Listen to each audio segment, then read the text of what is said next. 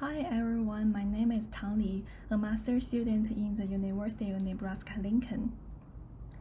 My presentation today will introduce my master project, Critical Assessment of Using Metagenome-Assembled Genomes in Pan-genome Analysis. First of all, pan-genome represents the entire gene site of all strains in a species. Genes in pan-genome can be classified into three categories. Core genes are shared by all strains, while dispensable genes present in some of strains.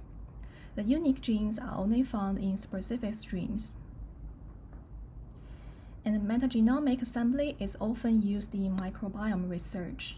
In metagenomic assembly, contigs are binned based on shared nucleotide composition, and these contig bins are called metagenome-assembled genomes, each representing a unique bacterial genome recovered from metagenome sequencing. So the nature of MAGs are fragmentation, incompleteness, and contamination.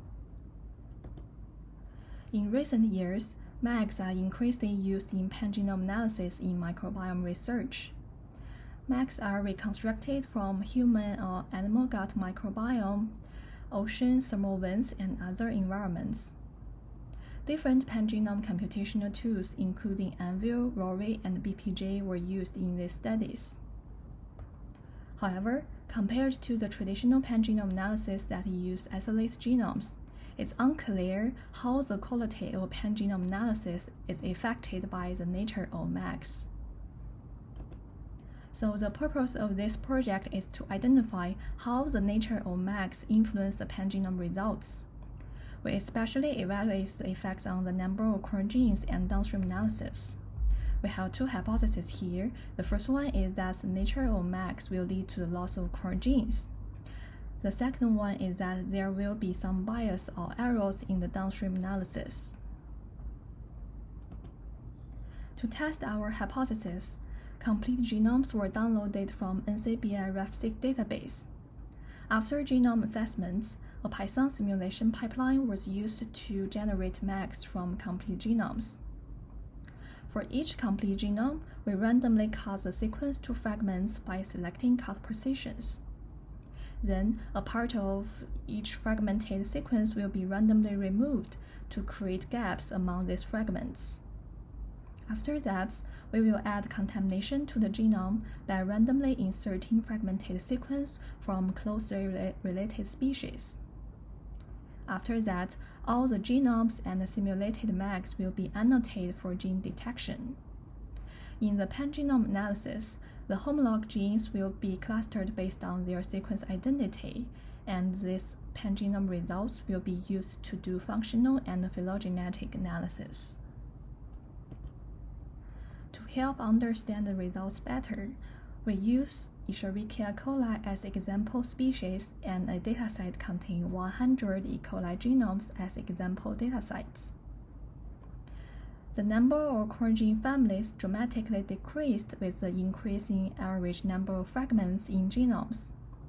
We observed similar and even worse results in the incompleteness simulation.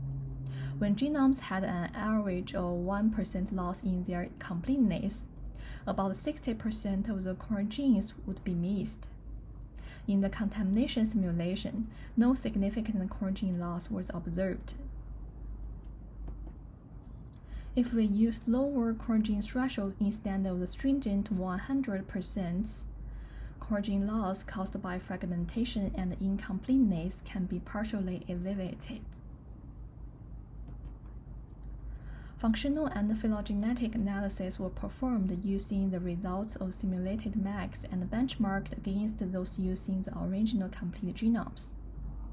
We performed clusters of ortholog genes, which is also called COG analysis, to find the enriched functional categories in core genes of E. coli. The number of core gene families assigned to each COG category significantly decreased with increasing fragmentation. We observed similar results in incompleteness simulation. That means the fragmentation and incompleteness in the MAGs would lead to the underestimation in the functional analysis. In the phylogenetic tree comparison, we use the normalized Robinson-Font distance to compare the differences between two phylogenetic trees. The larger the NRF values, the more different the trees. We observed a lower NRF value in E. coli datasets and a larger NRF value in Barcoderial pseudomole datasets. That means there were some bias or errors in the phylogenetic tree construction, and this kind of effects on phylogenetic analysis varied in different species.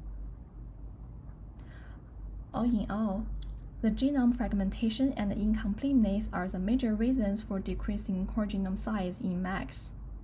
If we use lower core gene threshold, more core gene families and COG functional predictions will be maintained.